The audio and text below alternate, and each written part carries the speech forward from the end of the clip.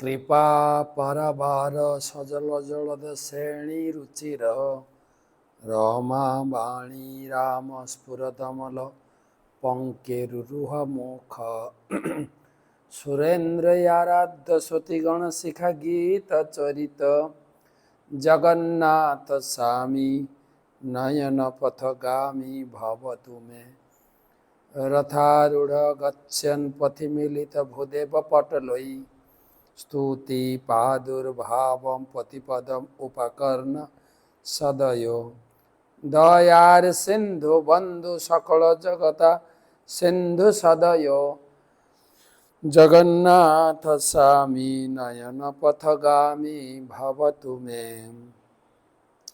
वंदे अहम श्री गुरो श्रीजुत पदकमलम श्री गुरुन् वैष्णवांश्च श्रीरूपं साग्रजातं सहगण रघुनाथान्वितं तं सजीवं साद्वैतं सावधूतं परिजनसहितं कृष्ण चैतन्य देवं श्रीराधा कृष्ण पादान् सहगण ललिता श्री विशाखा नितांश्च नमो ओं विष्णुपादाय कृष्णप्रेष्ठाय भूतले श्रीमते भक्ति वेदांत स्वामी निति नामिने नमस्ते सारस्वते देवे गौरवाणी प्रचारिणे निर्विशेष शून्यवादी पाश्चात्य देश तारिणे जय श्री कृष्ण चैतन्य प्रभु नित्यानंद श्री अद्वैत गदाधर श्रीवासदि श्री गौर भक्त बिंद हरे कृष्णा कृष्णा कृष्णा हरे हरे हरे राम राम राम हरे हरे ओं नमो भगवते वासुदेवाय ओं नमो भगवते वासुदेवाय ओं नमो भगवते वासुदेवाय नारायणं नमस्कृत्य नरं चैव नरोत्तमं देवीं सरस्वतीं व्यासं ततो जयम् उदीरये न वै जाचे राज्यं न च कनकमाणिक्यं विभवं न जाच्ययं रमयं निखिलजनकाम्यं वरवधूं सदा काले काले प्रमथपतिना गीतचरितो जगन्नाथ स्वामी नयन पथगामी भवतु मे नमो विष्णुपादाय कृष्ण प्रेष्ठाय भूतले श्रीमते जय पताका स्वामी निति नामिने नमाचार्य पादाय निताय कृपा प्रदायिने गौर कथा धामदाय नगर ग्राम तारिणे सुधी सज्जन मंडली ममतमे मातृमंडली आज के आमादेर 1335तम भागवत रसमाधुरी सेमिनारे उपस्थित समस्त भक्तमंडल जानाई कृष्ण प्रीति शुभेच्छा। आजकेर आलोचना षष्ठ स्कंदे पंचदश अध्याय शेषेर दिके एकविंशति श्लोक थेके आमरा आलोचना करब। कालकेर पुरो क्लास शोना गेछे नाकि अनेके अनेक क्लासे किछु डिस्टार्ब छिलो जानि ना आपनारा कालकेर क्लासटा पुरो शुनते पेयेछेन किना जानाबेन।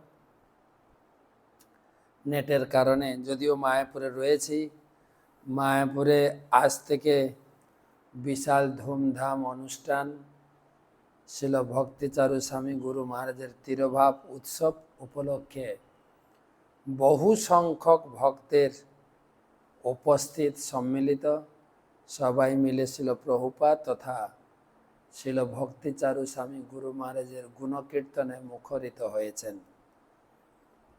তো সেই সঙ্গে তারই অনুবাদিত এই শ্রীমদ্ ভাগবতম, যা সহজ সরল এবং সাবলিক মিষ্টি ভাষায় রচিত, তারই কৃপাকণা আরোহণ করে আজকে আলোচনা 21 থেকে অধুনা পুত্রিণাম তাপ ভবতৈবানুভূয়তে এবং দ্বারা গৃহারায় বিবিধৈশ্চর্য সম্পদঃ।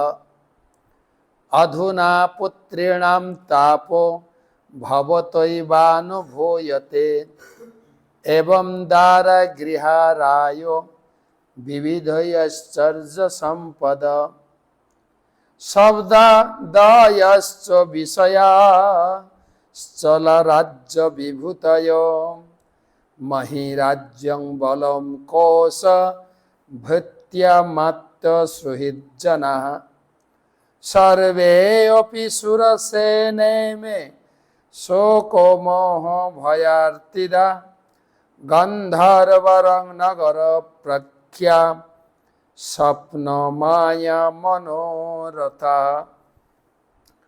একসঙ্গে 3খানা শ্লোক দেওয়া হয়েছে।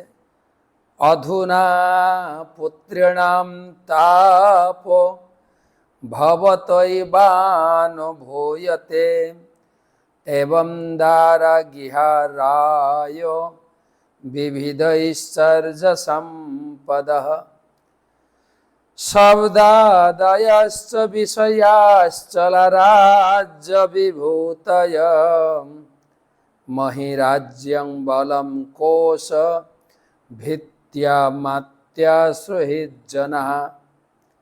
সর্বেপি সুরসেনে মে শোকো মোহ ভয়ার্তিদাঃ গন্ধর্ব নগর প্রখ্যা স্বপ্ন মায়া মনোরথা। এই 3টা শ্লোকের অনুবাদ একসঙ্গে, তাৎপর্য একসঙ্গে। আলোচনা প্রসঙ্গ একটু লিঙ্ক করে দিই। চিত্রকেতু মহারাজের পুত্র বিয়োগ হয়েছে, আর চিত্রকেতু মহারাজ পুত্রের মৃত শরীর জড়িয়ে ধরে সেও গভীর শোকে মৃতপ্রায়। সেই অবস্থায় নারদ মুনি এবং অঙ্গিরা ঋষি সেখানে উপস্থিত হয়েছেন রাজাকে সান্ত্বনা প্রদান করার জন্য। হে রাজন, আজকের শ্লোকের অনুবাদ, এখন তুমি নিজেই পুত্রবানদের দুঃখ অনুভব করছো। দেখেন, আগে পুত্র ছিল না, একটা বড় দুঃখ ছিল। হ্যাঁ, যাদের পুত্র সন্তান নেই তারা মনে করে যে আমাদের মতো দুঃখ আর কারো নেই। এখন তুমি পুত্র পেয়েও দুঃখ লাভ করছো, তাহলে দুটো দুঃখ তুমি উপলব্ধি করলে। হে সুরসেন পতি স্ত্রী, হে সুরসেন পতি স্ত্রী গৃহ ধন রাজৈশ্বর্য বিবিধ সম্পদ এবং ইন্দ্রিয়ের বিষয়, এ সবই অনিত্য।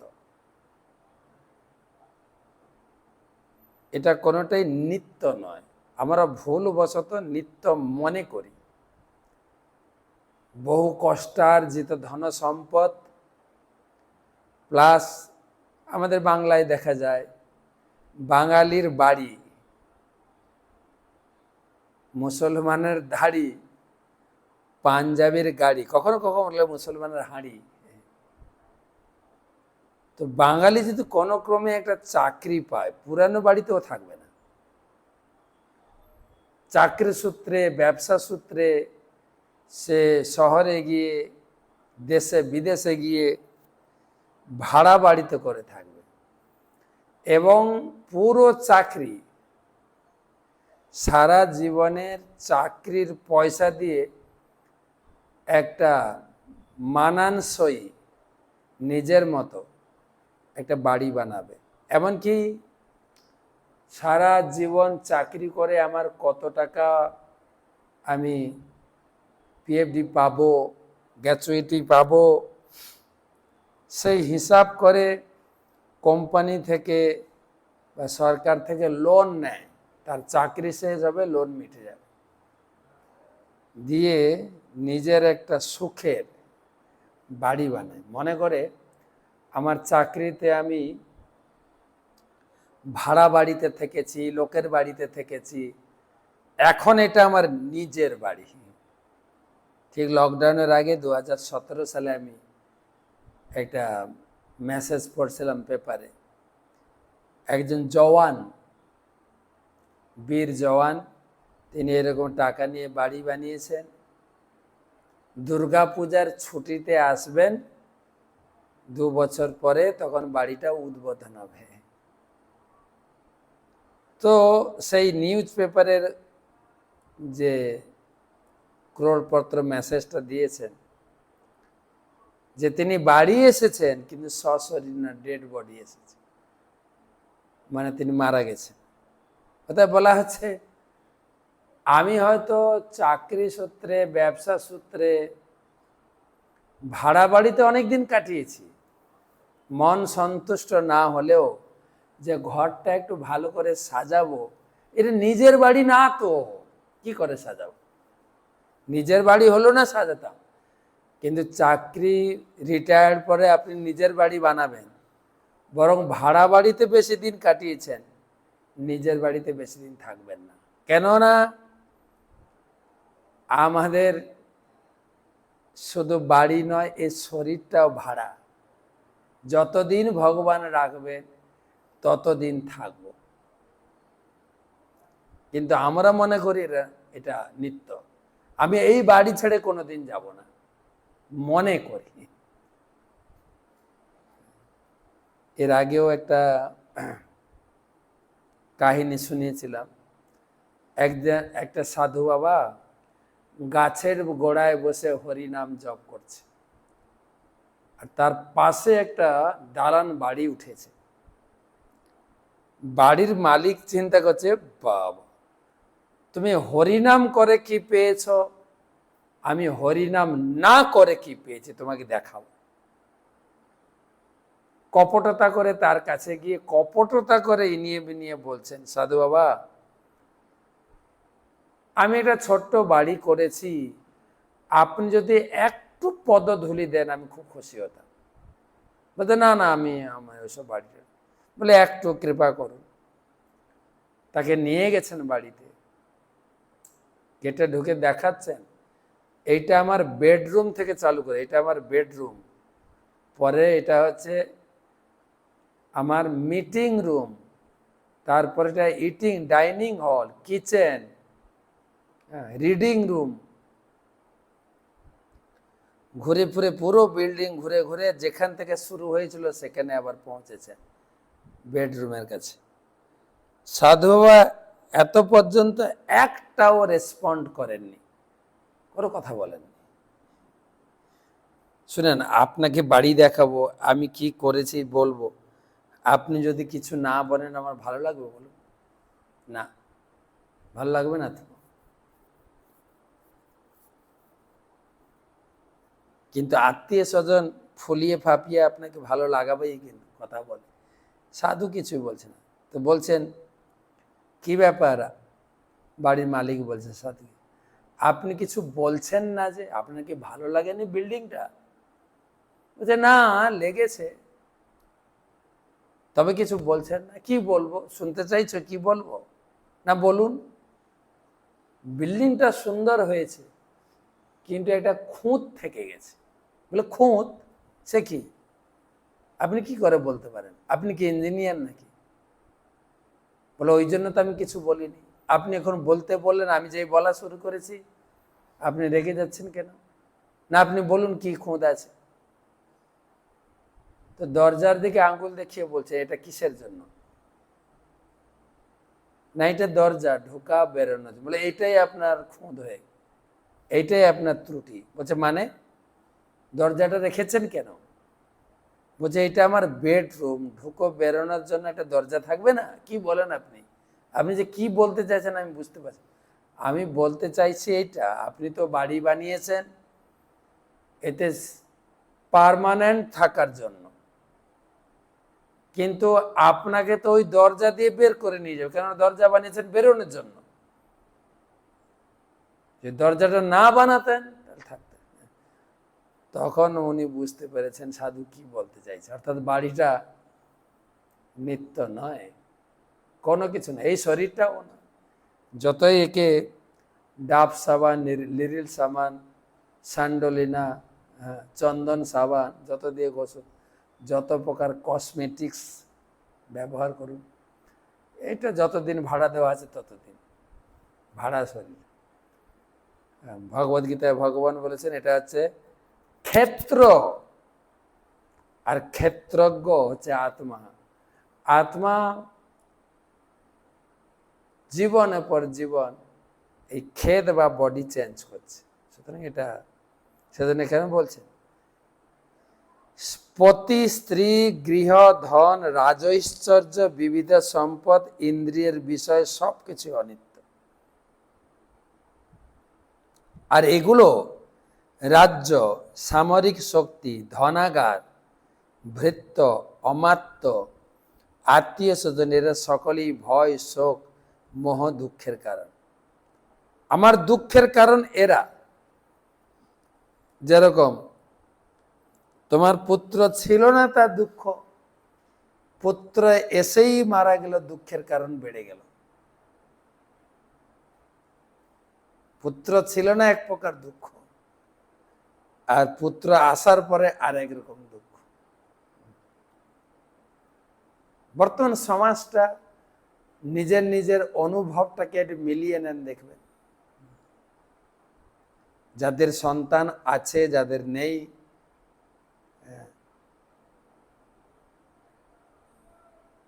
কেউ বা ছেলে মেয়ে নিয়ে আনন্দে আছেন, কেউ বা শুধু মেয়ে নিয়ে আনন্দে আছেন, কেউ বা শুধু ছেলে নিয়ে, কেউ আর বলছেন সন্তান ছিল না সুখে ছিলাম, এরা এত কষ্ট দেবে বুঝতে পারিনি তো। অনুভব এখানে বলছেন, এখন তুমি নিজেই পুত্রবানদের দুঃখ অনুভব করছো।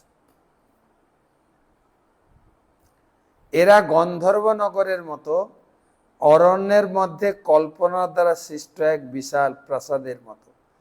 এগুলি স্বপ্ন, মায়া এবং কল্পনার মতো ক্ষণস্থায়ী।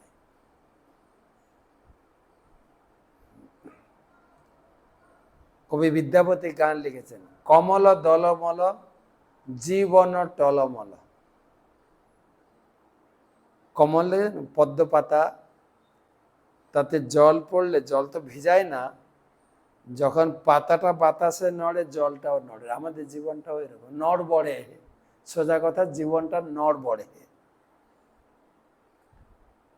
আর যাও জীবন আছে, বর্তমান ডাক্তাররা এই শরীরটাকে পেলে কাটা ছিঁড়া জোড়া লাগানো যৎপর নাস্তি করছে। আগে তবু মেডিসিন দিয়ে তবু ভালো হতো, এখন কাটা ছেঁড়া ছাড়া উপায় নেই। প্রভুপাদ লিখছেন এই শ্লোকে সংসার বন্ধন বর্ণিত হয়েছে। এই সংসারে জীব দেহ, সন্তান, পত্নী ইত্যাদি অনেক কিছু সংগ্রহ করে। সে মনে করে যে সেগুলি তাকে রক্ষা করবে, কিন্তু তা কখনই সম্ভব নয়। এত কিছু থাকা সত্ত্বেও জীবাত্মাকে তার বর্তমান পরিস্থিতি ত্যাগ করে আর একটি পরিস্থিতি গ্রহণ করতে হয়। পরবর্তী পরিস্থিতি অনুকূল হতে পারে, প্রতিকূল হতে পারে। তা যদি অনুকূল হয় তা হলেও সেই পরিস্থিতি চেঞ্জ করতে হবে, পরিস্থিতির পার্মানেন্ট নয়।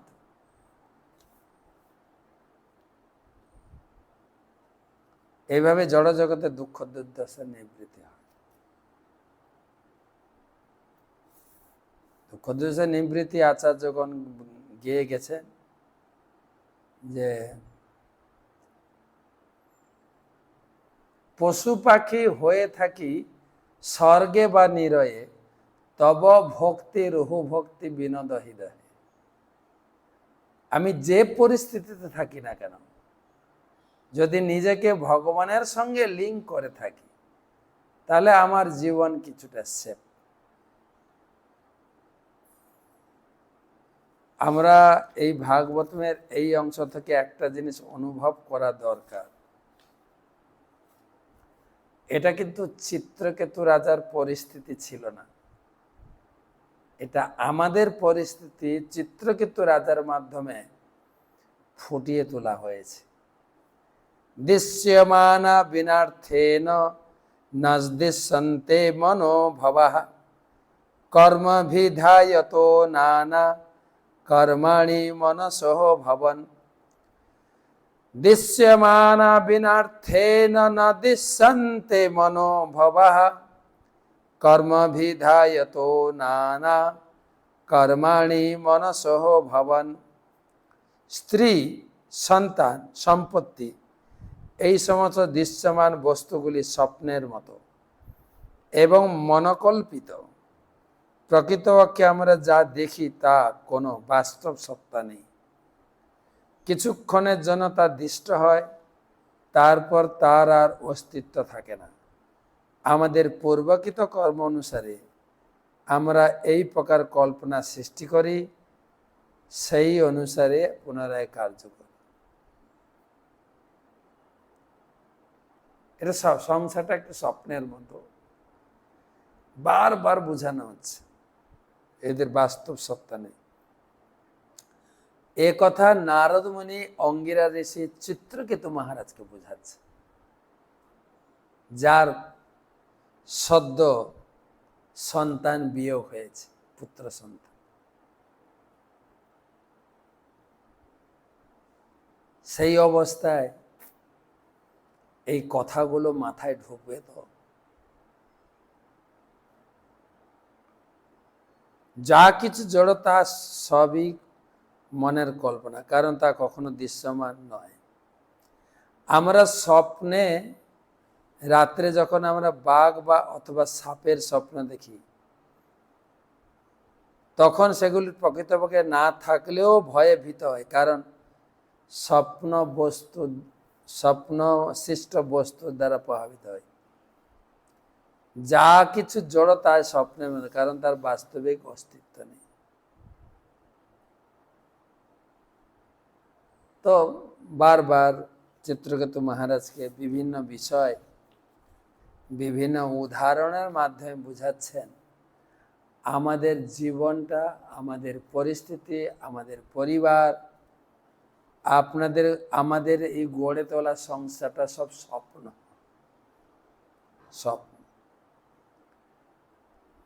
যার স্বপ্ন মানছে কোথায়? লোকে তো লড়াই আর লড়াই, এই স্বপ্নে কয়েকদিন বেঁচে থাকার জন্য প্রচন্ড হারে লড়াই করছে। প্রকৃতপক্ষে আমাদের বাস্তব জীবনের রূপ ভক্তদের কাহিনীর মাধ্যমে বোঝা যায়। জগন্নাথের এক ভক্ত দাসিয়া বাউরির কথা শোনাব।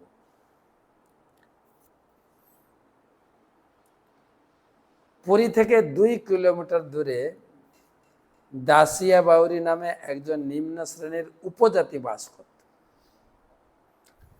সে অত্যন্ত অজ্ঞ, সদাচার, পাপাচারের মধ্যে কোনো পার্থক্য বুঝতো না। তার কোনো সন্তান ছিল না, স্ত্রী, আর সে ছিল অত্যন্ত দরিদ্র।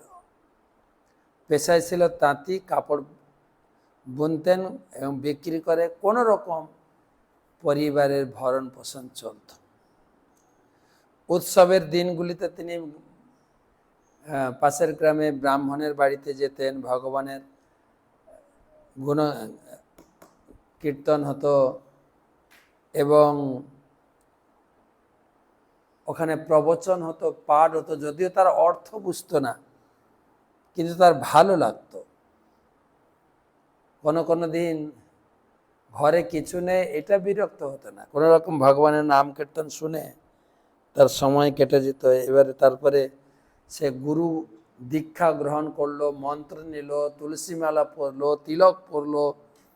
ধীরে ধীরে তার ভিতরে তিনি এই যে ভগবানের ভক্ত, সত্য, মিথ্যা, নিত্য অনিত্য, এই ধীরে ধীরে একটু বুঝতে চেষ্টা করলো।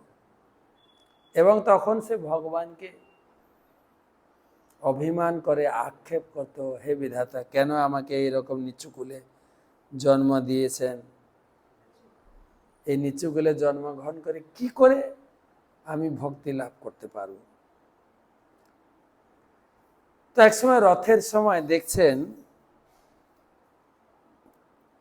প্রচুর লোক রথযাত্রা উৎসব দেখতে যাচ্ছে। তারও ইচ্ছা হলো আমি যাব, এবং সেই কৌতূহলবশত সেই সমস্ত লোকেদের সঙ্গে সে পুরীতে পৌঁছানোর রাস্তায় যেতে যেতে চিন্তা করছেন ভগবান কেমন দেখতে হবেন। তো পুরীতে পৌঁছানোর পর বড় দাণ্ডের উপরে রথ দাঁড়িয়ে আছে। সে একটা এত ভিড় একটা জায়গায় স্থান করে নিয়ে আনন্দে অভিভূত হলো। যখন ভগবান রত্ন সিংহাসন থেকে বেরিয়ে যখন রথে উঠছেন এবং রথে যখন ভগবানকে দর্শন করলো, তন্ময় হয়ে দর্শন করছেন ভগবানের কি অনিন্দ সুন্দর রূপ, ভগবানের সুন্দর আরক্তিম অধর, কৃষ্ণবর্ণ আনন্দ বিস্ফারিত সুশোভন নয়নদন, আনন্দে বিহল হয়ে বারবার চোখ ফেরাতে পারছে না, দর্শন করছে, দণ্ডবত প্রণাম করছেন। হে প্রভু জগন্নাথ, আমি সব থেকে এই জগতের মধ্যে সব থেকে পাপী, দয়া করে আপনি যেরকম সবাইকে কৃপা করছেন আমাকে কৃপা করবেন, আমাকে উপেক্ষা করবেন না, আমাকে উদ্ধার করুন। বারবার জগন্নাথ দিকে তাকায়, মাটিতে দণ্ডবত হয়ে প্রণাম করে, উঠে তাকায়, প্রণাম করে। এই জগতে কেবল তুমিই সত্য। আমি গুরু বৈষ্ণবের কাছে যা শুনেছি, এই জগৎ, পরিবার, সংসার সব কিছুই অনিত্য।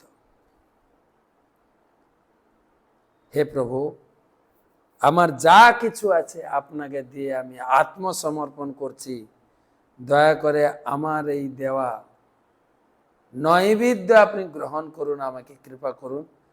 দিয়ে আবার প্রণাম করলেন। প্রণাম করছেন। রথযাত্রা লাখো লাখো লোক কীর্তন করছে, শঙ্খধ্বনি, ঘণ্টার ধ্বনি, উলুধ্বনি, কলধ্বনি। তা সে মানে শিহরিত হয়ে গেল দেখে।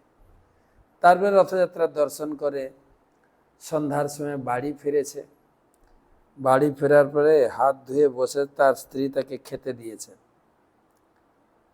তার স্ত্রী যা রান্না করেছিল খেতে দিয়েছেন। মাটির থালা, মাঝখানে অন্ন, তার মাঝখানে শাক। তো এই যে থালা, অন্ন, মাঝখানে শাক, এই থালাটি যখন সে দাসী বাউরির সামনে রাখা হলো, সেই থালায় খাবার দেখে সে ভগবানের চোখের কথা মনে এসে গেল। থালাটা লাল, মানে মাটির থালা তো, সাদা ভাত, মাঝখানে কালো শাক, চোখের মনির মতো লাগছে না? আমাদের চোখ আছে একটু লাল, জগন্নাথের চোখ তো পুরো লাল। পুরো লাল কেন? এটা যে করুণার নিদর্শন। আমাদের একটু লাল মানে একটু একটু করুণা আমাদের আছে, ভগবান তো পূর্ণ করুণাময়। আর সাদা, তার মাঝখানে কণিকা কালো। হ্যাঁ, এটা দেখেই সে বারবার জগন্নাথকে প্রণাম করছে, জয় জগন্নাথ, জয় জগন্নাথ প্রণাম করছেন আর নাচছেন। তার স্ত্রী মনে করলো এই আবার কি? তখনকার দিনে তান্ত্রিক মান্ত্রিক ছিল। আমার স্বামী পুরীতে গিয়েছিল, একে মনে কেউ তান্ত্রিক করে দিয়েছে, তন্ত্রমন্ত্র করে দিয়েছে। গ্রামে ছুটে গিয়ে সে বড় বড় মোড়ল, গ্রামের বড় বড় মোড়ল ব্যক্তিকে ডাকলেন, দেখুন আমার স্বামী কি হয়ে গেছে, সে তাকে খাবার দিচ্ছে, খাচ্ছে না, সে জয় জগন্নাথ, জয় জগন্নাথ বলে নাচছে, কীর্তন করছে, গড়াগড়ি দিচ্ছে, প্রণাম করছে। আমি তো বুঝতে পারছি না, আপনারা আসুন, দেখুন আমার স্বামীকে কেউ তন্ত্র মন্ত্র করলো নাকি। তো তারা এসছে, তারা দেখছে, জয় জগন্নাথ, জয় জগন্নাথ। সব গ্রামের যে সমস্ত মোড়ল লোকেরা তার জিজ্ঞেস করছে, এই দাসিয়া, তুমি খাচ্ছ না কেন? কি হয়েছে তোমার? কেন এত লাফালাফি করছো, কীর্তন করছো, নাচছো? তখন বলছে, আমি খাবো কি করে? দেখতে পাচ্ছ না এটা আমার প্রভুর চোখ, আমি খাবো কি করে? তখন গ্রামের লোক বুঝতে পেরেছে, আরে এ তো তন্ত্রমন্ত্র পাগল নয় তো, এ তো ভগবানের একদম মানে উত্তম ভক্ত, যে ভাতের থালা দেখে ভগবানের চোখ মনে করছে। তখন তারা তার স্ত্রীকে বলছে যে তোমার স্বামীকে কেউ তন্ত্রমন্ত্র করেনি, তোমার স্বামী জগন্নাথের বড় ভক্ত, যে তন্ত্রমন্ত্র ধরেছে বলে মনে করছো, এইরকম তন্ত্রমন্ত্র যদি আমাদের ধরতো ভালো হতো। তো তারপরে তার স্ত্রীকে বললেন, দেখো 3টা জিনিস আলাদা করো, শাক আলাদা করো, ভাত আলাদা করো, তাহলে ও খাবে। খেলেন। সব সময় তার চোখে প্রভু জগন্নাথের মুখমণ্ডল, অধর, লালিমা অধর আর করুণাময় চোখ তার চোখের সামনে সবসময় ভাসত, সবসময়। তো আর যে রথযাত্রায় যে কাঁসরের ধ্বনি, ঘণ্টার ধ্বনি, শঙ্কর ধ্বনি, উলুধ্বনি, কলর ধ্বনি সবসময় তার কানে বাজত। এরকম সে ভগবানকে হৃদয়ে ধারণ করেছে।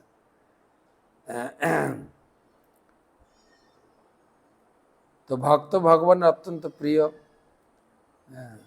ভগবান, ভগবানের কাছে সবাই সমান, জাতি ভেদ প্রথা তিনি তো যাই হোক, দিন রাত সে ভগবানের স্মরণ করত, যেন ভগবানকে চোখে দেখত। যখন রাত্রিতে ঘুমাতো, রাত্রেই স্বপ্নে দেখতো ভগবানকে। একদিন সে শোয়ার সময় প্রার্থনা করল, হে প্রভু, আমি আপনার সেই অনিন্দ সুন্দর রূপ আমি ঘরে দেখতে পাই, দয়া করে আমার সামনে আবির্ভূত হবেন। ভগবান রত্ন বেদী সেজে তার ঘরে হাজির। বলে, দাসিয়া দেখো, তুমি আমাকে যেরকম দেখতে চাইছিলে, আর দাসিয়া দেখছেন প্রভুকে রথে যেরকম দেখেছিলেন সেই রকম তার সামনে দাঁড়িয়ে আছে। আর সে প্রার্থনা করছে, যোগী ঋষি মুনি যারা আপনার চরণ পায় না, হে প্রভু আপনি আমার গৃহে আবির্ভূত হয়েছেন, আমি নিজ জাতি, আমাকে কৃপা করুন, আমি কোনো সেবা কাজ করতে পারিনি। হে জগতের নাথ, কৃপা করে আমার কুটিতে এসেছেন। ভগবান বলছেন, দাসিয়া শোনো, তোমার হৃদয় স্বর্গ বা মোক্ষে আকৃষ্ট নয়। যে ভক্তি সহকারে আমার উপাসনা করে আমি তার প্রতি আকৃষ্ট হই। আমি তোমার প্রতি আকৃষ্ট হয়েছি, তুমি কিছু বর চাও। তখন দাসিয়া বললেন, হেসে বললেন, প্রভু আমি যা চাই তা হচ্ছে নিরন্তর আপনার পাদপদ্ম, আপনার রূপের চিন্তা করবো, যেন কখনো ভুলে না যায়, এই বর দেন। কৃপা করে আমাকে এই বর দিন, আপনার পাদপদ্ম যেন কখনো ভুলে না যায়, এছাড়া আমি কিছু বর চাই না।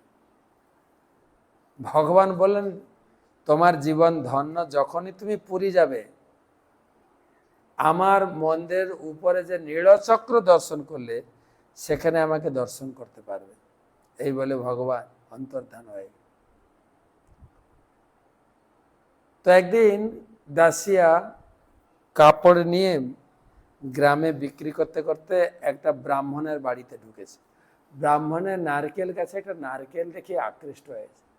ব্রাহ্মণকে বলছেন, আপনারা এই নারকেলটা দেবেন কি, আমি আমার প্রভু জগন্নাথকে ভোগ লাগাবো। আর ব্রাহ্মণ বাড়িটা খুব লোভী ছিল। হ্যাঁ দেবো না কেন, হ্যাঁ দেন, আপনার যা লাগে আমি দেবো। বলছে, তোমার সব কাপড় দিলে এই নারকেলটা দিতে পারে। আর যে ভগবানকে নারকেলটা ভোগ লাগাবে কল্পনা করেছে, তো বলছে ঠিক আছে, সব কাপড় নিয়ে নারকেলটা দিয়েছে। তখন দেখছেন গ্রাম থেকে কেউ যাচ্ছে কিনা। তো দেখছেন একজন ব্রাহ্মণ পুরী যাচ্ছে। তখন তাকে বললেন, ব্রাহ্মণকে বললেন, দেখুন আপনি পুরী যাচ্ছেন, আমার এই নারকেলটাও নিয়ে যান, জগন্নাথকে ভোগ নেবেন। আপনি যা নিয়ে যাচ্ছেন আপনার ভোগ লাগাবেন, তারপরে শেষে আপনি আমার নারকেলটা নিবেদন করবেন, বলবেন যে জগন্নাথ, বালিগ্রামের দাসিয়া এই নারকেল পাঠিয়েছে, দয়া করে তুমি গ্রহণ করো। ভগবান যদি নিজে হাত বাড়িয়ে নারকেল গ্রহণ করে তবে দেবেন, নাহলে কিন্তু ফেরত নিয়ে আসবে। ব্রাহ্মণ তো হাসছে, এটা আবার ভগবানের তো হাতই নেই, হাত বাড়াবেন কি? যাই হোক, পুরীতে পৌঁছে তিনি তার নিজের পূজা অর্চনা, সেবা পূজা যা হওয়ার কথা করেছেন, কিন্তু ওই দাসিয়া বাউরির কথা ভুলেনি। হঠাৎ মনে পড়েছে, আরে দাসিয়ার নারকেলটা নিবেদন করে। ও তো বলেছে গরুস্তম্ভের পিছনে গিয়ে দেখাবেন এবং বলবেন, বালিগ্রামের দাসিয়া তোমার জন্য নারকেল পাঠিয়েছে, হে প্রভু তুমি দয়া করে হাত বাড়িয়ে এই নারকেল গ্রহণ করো, না হলে কিন্তু আমি ফেরত নিয়ে যাই। এই বলতে বলতেই সিংহাসন থেকে একটা বিশাল হাত এসে নারকেলটা নিয়ে চলে এসেছে। লোকে দেখছে যে নারকেলটা উড়ে উড়ে যাচ্ছে। এই ব্রাহ্মণ তো অবাক হয়ে গেছে, বাপরে এত বড় ভক্ত। হ্যাঁ, সারা রাস্তা দাসিয়ার চিন্তা করতে করতে ফিরে দাসীকে বলছে, তোমার মতো বড় ভক্ত আর কে হতে পারে বল, আমি ব্রাহ্মণ হয়ে অতটা ভগবানকে চিনতে পারিনি। তো আরেকবার দাসিয়া চিন্তা করলেন, আমি একবার পুরী যাব, অনেকদিন যাইনি, তো খালি হাতে যাব কি করে। তো বাজার থেকে ভালো ভালো আম কিনেছেন, 40খানা আম কিনেছেন। আমটা কিনে ঠান্ডা জলে ডুবিয়ে রেখেছে, আমটা ঠান্ডা হয়েছে, তারপরে ঝুড়িতে সুন্দর করে সাজিয়ে হেঁটে হেঁটে পুরীতে পৌঁছেছে। পুরীতে যে ঝুড়িটা নামিয়েছে, পান্ডারা সব ছুটে এসছে, আমাকে দাও ভোগ লাগাবো, আমাকে দাও ভোগ লাগাবো, আমাকে দাও ভোগ লাগাও। দাসে বলছে, না আপনাদের কাউকে ভোগ লাগাতে না, আমি নিজে ভোগ লাগাবো। ব্রাহ্মণ বলছে, তুমি শূদ্র, তুমি কি ভোগ লাগাবে, ব্রাহ্মণ ছাড়া ভগবান খান না, হ্যাঁ দাও আমাকে। বলছে, না দেখুন আমি খাওয়াবো, আপনারা দেখুন। তো একটা আম তুলেছে সবার সামনে দিয়ে, নীলচক্র মানে সুদর্শন চক্রের দিকে তাকিয়ে বলছেন, জগন্নাথ এই আম না খাও, আমটা হাওয়া হাত থেকে। এই ওদের সামনে পুরো 40খানা আম তুলে, জগন্নাথ তুমি গ্রহণ করো। আর পান্ডারা তো রেগে গেছে, তুমি ভেলকি, ভেলকি করছো এখানে। বলছে, না আমি ভেলকি করছে না, আপনারা মন্দিরে গিয়ে দেখুন, আপনার জগন্নাথ সব এই আমগুলো খেয়েছে। পান্ডারা ছুটে গিয়ে দেখছেন গর্ভ মন্দিরে সব আমের ছিলকা আটি সব পড়ে আছে। তারা তো আর এদিকে আমগুলো খেয়ে খেয়ে সেই নীল চক্র সুদর্শন চক্র থেকে ভগবান অন্তর্ধান হয়ে গেল। তোরা গিয়ে দেখলো, আর সত্যি তো দাসিয়া এত বড় ভক্ত, তার হাতে ভগবান গ্রহণ করলেন। তারা এসে সে দাসীকে জড়িয়ে ধরেছে, তুমি প্রভুর মহান ভক্ত, যেন তুমি প্রভুকে কিনে নিয়েছো তোমার ভক্তির দ্বারা, আমার তো সেই তুলনায় কিছুই নেই। হ্যাঁ, আর সেই কথা শুনে দাসিয়া ব্রাহ্মণদের চরণে লুটিয়ে পড়ে প্রণাম করলেন, তাদের চরণ ধুলে গায়ে মাখলেন, বললেন যে আমাকে আশীর্বাদ করুন, আমার যেন প্রভু ভগবান জগন্নাথের প্রতি আমার ভক্তি হয়, প্রভু যেন আমাকে কখনো ভুলে না যান। এইভাবে প্রার্থনা করে তিনি বারবার জগন্নাথকে প্রার্থনা করলেন, এবং সেখানে দাঁড়িয়ে তিনি সেই নীলচক্রের উপরে ভগবানের বিভিন্ন রূপ, মৎস্য কুর্ম বরাহ আদি দর্শন করতে লাগলেন। তারপর সে ভগবানকে নিবেদন করে সে আবার বাড়ি ফিরে আসে। দাসের এরকম অনেক কথা আছে। আমার সৌভাগ্য হয়েছিল সেই বালিগ্রামের দাসিয়ার বাড়ি যেখানে, সেখানে আমরা গেছিলাম, দর্শন করলাম, পূজা দিলাম। উড়িয়াতে লেখা আছে, সব হয়তো পড়া সম্ভব হলো না। অত্যন্ত সুন্দর ভগবান জগন্নাথ, তাকে কেউ যদি হৃদয় থেকে একবার প্রার্থনা করে ডাকে, তাকে তিনি গ্রহণ করে নেন, মনোবাসনা পূর্ণ করেন। যাই এইখানে রাখি, তো কালকে আবার শুভরাত্রি।